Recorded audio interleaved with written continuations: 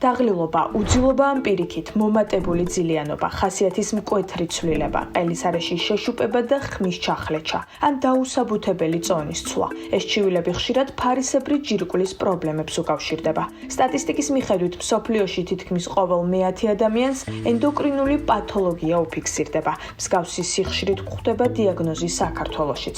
თოდუას კლინიკის ენდოკრინოლოგები ამბობენ, რომ საყურადღებოა ჰიპოთირეოზის დიაგნოზი, განსაკუთრებით 40 წელს ზემოთ ქალებში. ფარისებრი ჯირკვლის დაავადების ადრეულ დიაგნოსტიკას აქვს არსებითი მნიშვნელობა, რადგან ფარისებრი ჯირკვლის გამართული მუშაობა არსებითად გავლენას ახდენს მისი გულსისხლძარღვთა სისტემის ფუნქციონირებაზე, რეპროდუქციული სისტემის ფუნქციონირებაზე და ასე შემდეგ. შეიძლება გარკვეულ პაციენტს ჰქონდეს წლების განმავლობაში მსუბუქად დარღვეული, ხოლო გარკვეულ შემთხვევებში აქვს ძლიერი უენერგიობა, ადამიანს შეიძლება ჰქონდეს შეშუპება, განსაკუთრებით ეს არის სახის არეში დილის შეშუპება. იმდენად ცუდად გრძნობენ ხოლმე თავს, რომ ამ დროს უკვე მალევე ხვდებიან, რომ დროა ექიმს მივართონ. ასევე არსებითი მნიშვნელობა აქვს დროულ დიაგნოსტიკას ფარისებრი ჯირკვლის კვანძოვანი წარმონაქმნების არსებობის შემთხვევაში, რათა გამოვრიცხოთ ფარისებრი ჯირკვლის ონკოლოგიური დაავადებები, რომელიც საკმაოდ ხშირად გვხვდება და ადრეული დიაგნოსტიკის შემთხვევაში მკურნალობა 100%-მდე ეფექტურია. დიაგნოსტიკის ერთ-ერთი მთავარი იარაღი ლაბორატორიული კვლევებია. ამისთვის თოდუას კლინიკის სამივე ფილიალის ლაბორატორიებში ყოველწლიურად უახლესი სტანდარტები და აპარატურა ინერგება. მათ შორის არის ანტისხეულებისა და ფარისებრი ჯირკვლის ჰორმონის განსაზღვრა. ასევე სიახლეა სისხლში კალციტონინის ანალიზი, რომელიც რიგი ფარისებრი პათოლოგიების გამოსავლენად გამოიყენება. ჰორმონალური პროფილის შეფასებით ვადგენთ ფარისებრი ჯირკვლის ფუნქციურ აქტივობას, დაქვეითებულია თუ პირიქით მომატებული, შემდგომ გეგმავთ სხვა აუცილებელ კვლევებს, როგორიც არის ფარისებრი ჯირკვლის წინააღმდეგ ანტისხეულების ტიტრის განსაზღვრა.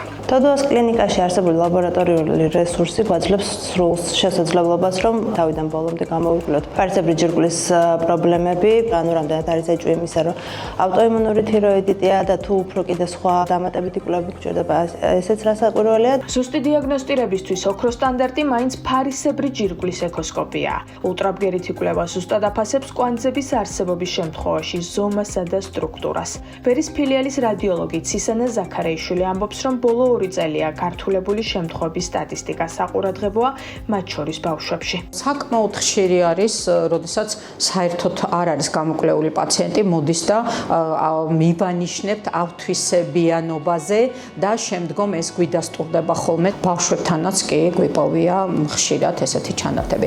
ამიტომ არის მნიშვნელოვანი სკრინინგი, თუნდაც არაფერი აწუხებდეს, რომ დავაზუსტოთ წარმონაქმნი არის ავთვისებიანი თუ კეთილთვისებიანი. როგორც კი რაიმე სიახლე გამოდის, ინერგება ჩვენს კლინიკაში და ვიზუალიზაცია, გამოკვლევის სიზუსტე არის ძალიან მნიშვნელოვანი და ეს ყველაფერი გააჩნია ჩვენს აპარატებს.